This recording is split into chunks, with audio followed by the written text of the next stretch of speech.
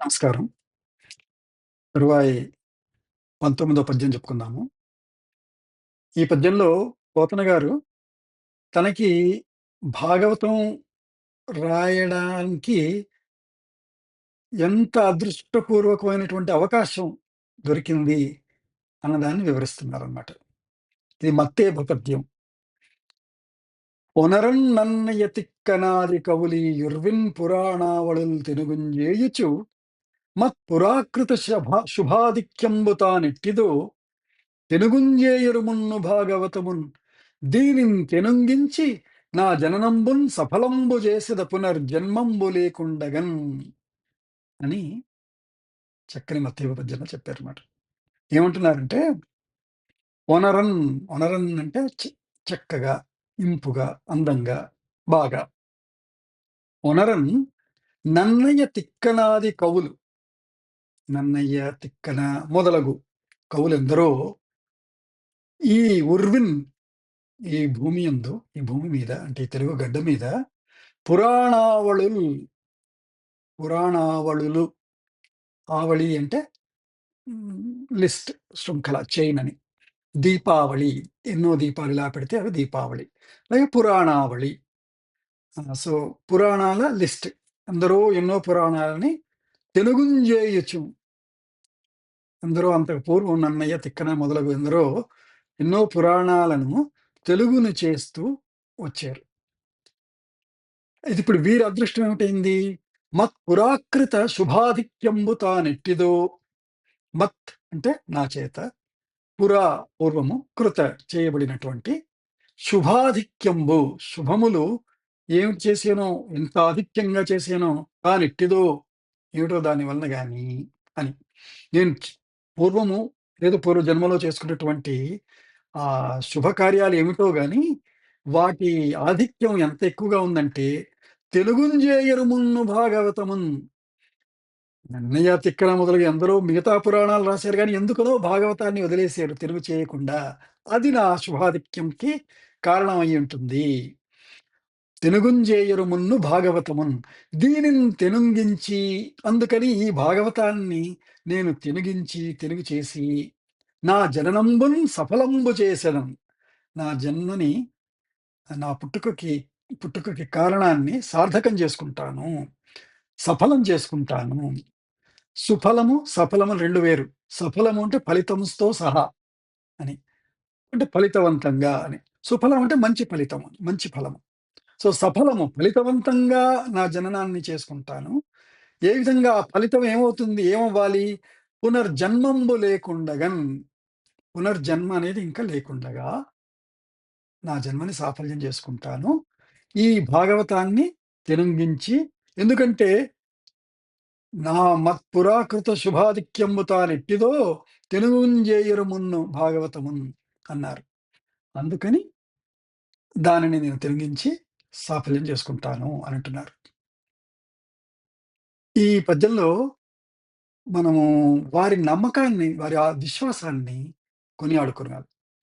ఏ విధంగా అంటే, భాగవతాన్ని తెనుంగిస్తే తన జన్మ సాఫల్యం అవ్వడంతో పాటు పునర్జన్మ లేకుండా అవుతుంది అన్న తన ఆత్మవిశ్వాసాన్ని, నమ్మకాన్ని మనం అర్థం చేసుకోవాలి. ఎలాగా? ఆలోచిద్దాం. ముందు "తెలుగుంజేయరుమున్ను భాగవతమున్" అన్నారు. మొదటి కారణం చెప్పుకుందాం. ముందు ఎవరు కూడా తెలుగుని లక్కీలు చేయలేదు కాబట్టి ఈయనకి దాన్ని చేసే అవకాశం దొరికింది. ఇప్పుడు ఇంకొకళ్ళు రాసిన కావ్యం అనుకోండి ఆల్రెడీ. ఇంకొకళ్ళు ఆల్రెడీ అనువదించేసిన దాన్నే మళ్ళీ మనం చెప్పాలనుకోండి. అప్పుడు ఏదో కొత్తగా చెప్పాలి కాబట్టి, నాదంటూ ఏదో కొంత జోడించాలి కాబట్టి, కొంత కాల్పనికతని జోడిస్తాము.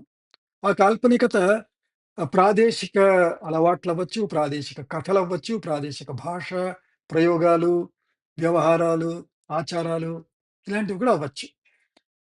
తద్వారా పాపం అని అనలేను గానీ, పుణ్యము తగ్గుతుంది. ఎందుకంటే మూలంని యథాతథంగా చెప్పాలి గానీ, మన సొంత కవిత్వం అంటాం కదా తెలుగులో. అంటే సొంత కల్పనని చెప్పకూడదు అన్నది. అందుకని ఈయనని యథాతథంగా రాసుకునే అవకాశం ఈయనకి దొరికింది. ఇంకెవరు తెలుగు చేయకపోవడం వలన. అందుకని మొదటి పుణ్యం కొట్టేశారు. 2 మనకి పురాణాలు, భగవంతుడు భగవద్గీతలో కూడా చెప్తారు కదా! దేన్నైతే అంతకాలే చ మామేవా స్మరన్ త్యక్త్వా కళేబరం మామేవ యాతి అని. దేన్నైతే మనం ఆలోచిస్తూ శరీరాన్ని వదిలేస్తామో దాన్నే చేరుకుంటాము అని. ఒక కోరికతోటి, ఒక సంకల్పంతోటి ఆలోచిస్తూ పనిచేస్తూ శరీరం వదిలేస్తే, ఆ సంకల్ప సిద్ధికై మళ్ళీ ఇంకో శరీరాన్ని పొందుతాం. దానికి కావాల్సిన సానుకూలమైనటువంటి పరివారంలో పుట్టి, మనం అక్కడ సాధించగలుగుతాం. నాకేమీ వద్దు అనుకుని, నాకేమీ అక్కర్లేదు నిరంజనుడుగా ఉంటే, ఆ నిరంజన మోక్షము పొందుతాము. నాకు అలా తదేకంగా విష్ణువుని, భగవంతుడిని స్మరిస్తూ వదిలేస్తే విష్ణు సాన్నిధ్యం చేరుకుంటాం. అందుకని పునర్జన్మంబు లేకుండగన్ అన్నదానికి మన ప్రవచనకర్తలందరూ చెప్తూ ఉంటారు అందుకనే. పునర్జన్మరహిత శివ సాయుజ్య సాన్నిధ్యం అని. అలాగా ఆ శివ సాయుధ్యాన్ని, భగవత్ సాయుధ్యాన్ని పొందదలుచుకున్నారు పోతన గారు. అదెలా దక్కుతుంది అంటే, మూడో కారణం ఏంటి విశేషించి అనంటే, సంస్కృతంలో శ్లోకం చెప్పాలంటే 2. ఒకటి ఛందస్సు. అంటే అది మత్తేభవ, లేదు అనుష్టుప్ప, లేదు అలాగ శార్దూలమా అని మాత్రమే ఉంటుందక్కడ. ఇంద్రభృజమా, ఉపేంద్రభృజమా. అందులో 2 నియమాలు. ఒకటి గణాలు చెప్తారు. అంటే మసజస తతగా అనే గణాలుండాలి. 3, 3 అక్షరాలు చొప్పున. మ, స 3 మాకి 3, సాకి 3 అలా. రెండోది యతి స్థానం అని చెప్తారు. అంటే ఇప్పుడు శార్దూలంలో 13 అక్షరం యతి స్థానం అవ్వాలి అని. అంటే అప్పుడు అక్కడ మొదటి అక్షరానికి అక్కడ విరామం రావాలి అని సంస్కృతంలో. విరామం అంటే 12 అక్షరంతో ముందు పదం అయిపోవాలి. 13 అక్షరం నుంచి కొత్త పదం స్టార్ట్ అవ్వాలి. అది యతి అంటే సంస్కృతంలో. అంతే సరళం. సో, అక్షరాలు సరిపోవాలి ఒక లయ ప్రకారము. 2 యతి స్థానం దగ్గర విరామం రావాలి. అంతే 2 ఉన్నాయి సంస్కృతంలో. తెలుగులోకొచ్చేసరికి దానిని చేతులు కట్టేసి, కాళ్ళు కట్టేసి చాలా నియమాలు పెట్టారనమాట. ఏం చేశారు ముందు, యతి స్థానం దగ్గర పదం విరగడం అన్నది కాదు తెలుగులో. యతి స్థానం దగ్గర యతి మైత్రి కుదరాలి అన్నారు. అంటే మొదటి అక్షరానికి, యతి స్థానంలో ఉన్న అక్షరానికి మైత్రి కలవాలి. అంటే అచ్చులని కొన్ని మైత్రీ గణాలన్నారు. అలాగే హల్లులు మైత్రీ గణాలన్నారు. అచ్చులో కి అ, ఆ, ఐ, ఔ ఈ 4 కూడా. ఈ 5 ఒక యతి మైత్రి. అలాగే ఇ, ఏ ఒక యతి మైత్రి. అలాగే ఉ, ఔ అలాగే హచ్చుల్లో క, ఖ, గ, ఘ ఒక ఒక గణం. అందులో సో కాకి క, ఖ, గ, ఘ వచ్చినా పర్వాలేదు. సో యతి స్థానంలో ఈ అచ్చులతో యతి మైత్రి ఉండాలి. హల్లుతో కూడా ఉండాలి.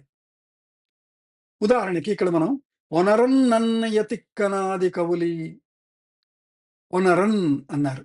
ఓ అన్నతో మొదలైంది.